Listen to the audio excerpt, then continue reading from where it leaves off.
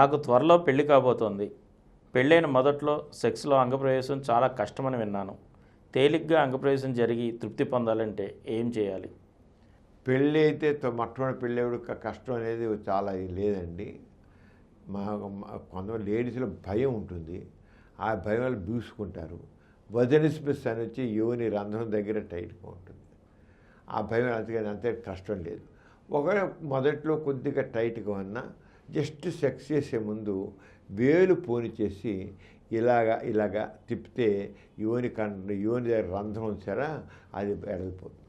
ఏం లేదు, వేలు పోయినవసరం మారుకు అది రాసుకుని ఉమ్ముతైనా సరే ఇలా వేలు పోనివ్వడం, ఇలా చెప్పడం. తర్వాత 2 ఏళ్ళు ఇలా పెట్టి ఇలా చూడండి, ఈ రంగా 2 పెట్టి ఇలా వేలు పోయడం, అంతే అయిపోయింది.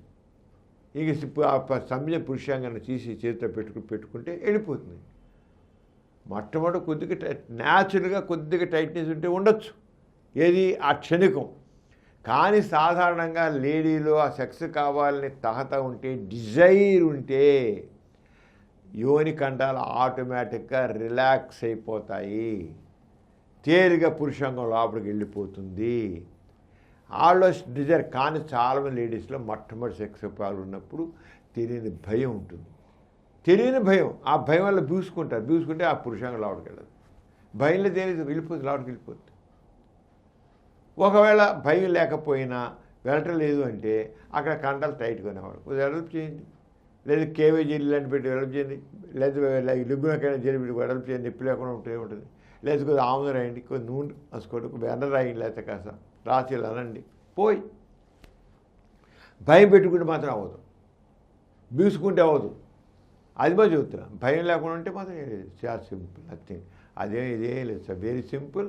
అంచేత మొదటి కలయిక కష్టం కాదు, చాలా ముందు కోరికుంటే చాలు, అన్నీ ఈజీగా అయిపోతాయి.